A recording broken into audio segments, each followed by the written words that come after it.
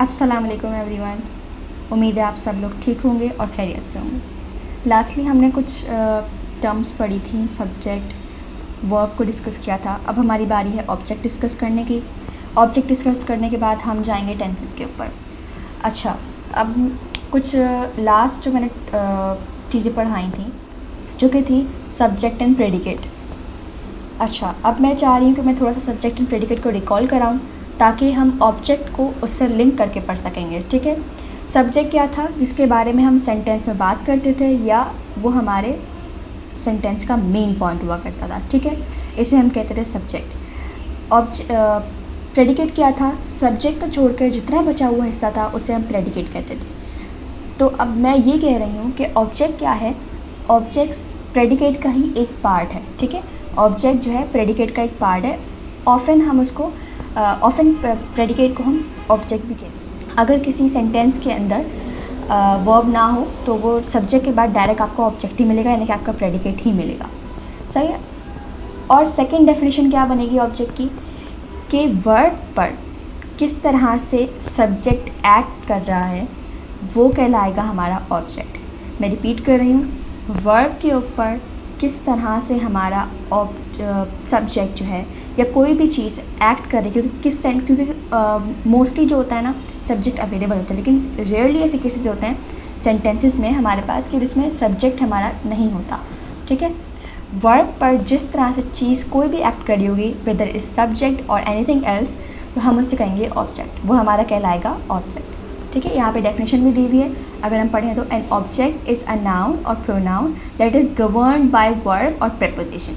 ठीक है, प्रेपोजिशन क्या होता है सबको पता है। There are 3 kinds of object. अब हम ऑब्जेक्ट के टाइप्स पे डिस्कस कर लेते हैं। नंबर 1 है डायरेक्ट ऑब्जेक्ट, नंबर 1 है indirect object and third is object of a preposition.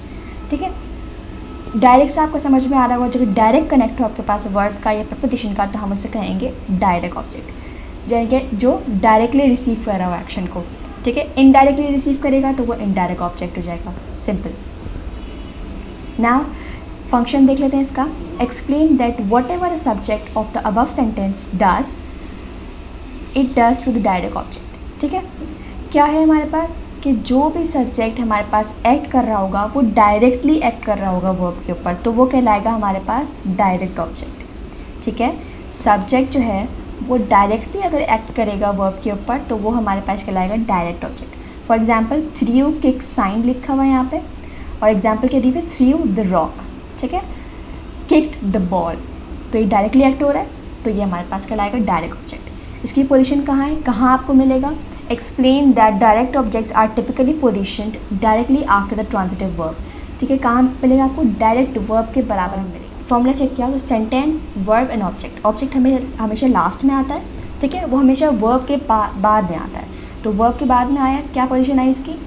After the transitive verb. ठीक है, अब हम डिस्कस कर लेते हैं indirect object. Involve something being done to something else indirectly, वही कि इनडायरेक्टली अगर कोई इनडायरेक्टली अगर सब्जेक्ट एक्ट कर रहा होगा तो वो हमारे पास कहलाएगा इनडायरेक्ट ऑब्जेक्ट। इसकी एग्जांपल देख लेते हैं। आई गेव माई मॉम रोज़, मैंने अपनी मॉम को रोज़ दिया, तो ये हमारे पास क्या आ गया? Indirect object. If the indirect objects were removed the sentence would still make sense, however the reader would not know who और what the action was intent for. अच्छा, फंक्शन क्या है इसका? अगर हम उसमें से इनडायरेक्ट ऑब्जेक्ट रिमूव भी कर दें तो सेंटेंस फिर भी सेंसिबल है। ठीक है, सेंटेंस जो है ना वो सब्जेक्ट के बिना भी बन सकता है, ऑब्जेक्ट के बिना भी बन सकता है, लेकिन सेंटेंस जो है ना वो आपके पास वर्ब के बिना नहीं बन सकता। Sentence, I repeat, sentence object के बिना भी बन सकता है, सेंटेंस सब्जेक्ट के बिना भी बन सकता है, लेकिन सेंटेंस वर्ब के बिना नहीं बन सकता। ठीक है, तो यहाँ पे लिखा हुआ है कि अगर इनडायरेक्ट ऑब्जेक्ट हम रिमूव भी कर दें तब भी सेंटेंस में सेंस बनेगा।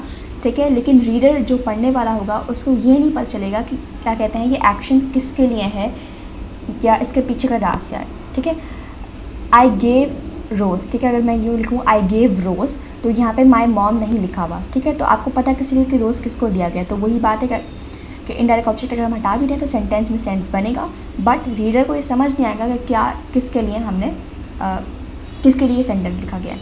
अब पोजीशन कहाँ मेंशन हुआ है? If the indirect objects were removed the sentence would still make sense, however the reader would not, oh sorry I think paste हो गया है, लेकिन मैं आपको बता दूं कि इसकी पोजीशन भी सेम वही है कि वो डायरेक्टली आफ्टर ट्रांजिटिव वर्ब के उसमें आएगा, ठीक है। तो ये बिल्कुल इसकी पोजीशन बिल्कुल सेम है, दोनों ट्रांजिटिव वर्ब के बाद में आएंगे। Now third one is object of a preposition. Object of preposition occurs after a preposition. अच्छा, ऑब्जेक्ट प्रेपोजिशन तो क्या है, आपने पढ़ा था कि इंडायरेक्ट डायरेक्ट ऑब्जेक्ट में ये होता था कि वो ट्रांजिटिव वर्ब के बिल्कुल बाद में आता था, लेकिन ऑब्जेक्ट ऑफ प्रेपोजिशन में क्या होगा कि वो प्रेपोजिशन के बाद में अकर होगा, यानी कि प्रेपोजिशन के बाद में आएगा। इसका फंक्शन यहाँ पे एग्जांपल डिस्कस कर लेते हैं पहले। We talked about the war, हमने वॉर के बारे में बात की। अबाउट हमारे पास क्या है, इधर प्रेपोजिशन है, ठीक है। तो वर्ब यानी कि ट्रांजिटिव वर्ब आपको दिख रहा है, दिस टॉक्ड, ठीक है। टॉक्ड हमारे पास क्या है, ट्रांजिटिव वर्ब। इसके फ़ौरन बाद नहीं आ रहा द वॉर, यानी कि इसके फ़ौरन बाद आपके पास ऑब्जेक्ट नहीं आ रहा, बीच में एक प्रेपोजिशन आ रहा है जो कि है अबाउट, ठीक है। तो इससे समझ में आ रहा है कि ऑब्जेक्ट ऑफ प्रेपोजिशन क्या होगा हमारे पास, जिसमें आपके पास एक प्रेपोजिशन के बाद ऑब्जेक्ट आए, यानी कि पहले हमारे पास सब्जेक्ट हो जो कि हमारा वी है, देन हमारे पास हमारा वर्ब हो, देन हमारे पास एक प्रेपोजिशन हो, देन हमारे पास हमारा ऑब्जेक्ट हो, सही है। Now the next thing is function. These objects serve the same function as direct objects. Explain that whatever the subject of the above sentence does, it does to direct object. Same वही बात कि जो भी आपके पास subject कर रहा होगा वो डायरेक्टली कर रहा होगा, तो आपके पास क्या हो जाएगा, वो डायरेक्ट ऑब्जेक्ट हो जाएगा। तो इसका भी यही है ऑब्जेक्ट ऑफ प्रपोजिशन का भी, कि वो डायरेक्ट एक्ट कर रहा होगा। पोजिशन क्या है, retreat that the object of preposition always follow a preposition. अच्छा, इसका लॉ क्या है हमारे पास, हम तो इसका जो हमारे पास एक लॉ है वो क्या है कि प्रपोजिशन के बाद ही हमारे पास ऑब्जेक्ट आएगा। प्रेपोजिशन जो वो प्रेपोजिशन को ही फॉलो करेगा, ठीक है। ऐसा नहीं कि वर्ब के बाद फॉरेन ऑब्जेक्ट आ जाएगा तो वो हमारे पास क्या हो जाएगा, इनडायरेक्ट डायरेक्ट में से कोई होगा। लेकिन अगर हमारे पास प्रेपोजिशन के बाद ऑब्जेक्ट आ रहा है, इसका मतलब है ऑब्जेक्ट ऑफ अ प्रेपोजिशन है, ठीक है। एक दो फिर से रिव्यू करवा रही हूँ मैं। ऑब्जेक्ट क्या है हमारे पास कि एक सब्जेक्ट या कोई भी और चीज़ वर्ब पर किस तरह से एक्ट कर रही है, वो हमारे पास कहला रही है ऑब्जेक्ट। तीन तरह के टाइप्स है हमारे पास। फर्स्ट क्या है हमारे पास, डायरेक्ट ऑब्जेक्ट, ठीक है। डायरेक्ट ऑब्जेक्ट का है हमारे पास जो कि वर्ब का जो एक्शन है वो डायरेक्टली रिसीव करे, और इनडायरेक्ट ऑब्जेक्ट क्या है हमारे पास, जो वर्ब का एक्शन है वो इनडायरेक्टली रिसीव करे, ठीक है। अब कहाँ मिलेगा आपको ये, इसका फंक्शन है कि डायरेक्टली एक्ट करेगा, सिंपल, ठीक है। और वो आपको ट्रांजिटिव वर्ब के बाद मिलेगा। कब मिलेगा, ट्रांजिटिव वर्ब के फ़ौरन बाद आपको आपका ऑब्जेक्ट मिल जाएगा। और इनडायरेक्ट ऑब्जेक्ट का भी सेम यही है कि आपको वो ट्रांजिटिव वर्ब के बाद फ़ौरन मिल जाएगा। अच्छा, एक और चीज़ यहाँ पे इनडायरेक्ट ऑब्जेक्ट की क्या है हमारे पास, कि अगर हमारे पास इनडायरेक्ट ऑब्जेक्ट को अगर हम निकाल भी दें तो हमारे पास सेंटेंस में फिर भी सेंस बनेगा, ठीक है। अब लास्ट थिंग है हमारे पास, how do you identify an object in sentence. हम किस तरह से ऑब्जेक्ट को आइडेंटिफाई करेंगे। The object of a sentence is a person or thing that receives the action of the verb. It is who or what the subject does something to.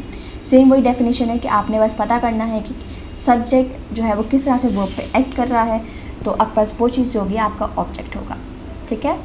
So that's all about the object lecture. और फिर भी आपको कोई question हैं या अगर आप चाहते हैं कि मैं इसकी एग्जाम्पल पे वीडियो बनाऊँ तो आप प्लीज़ कॉमेंट कर सकते हैं।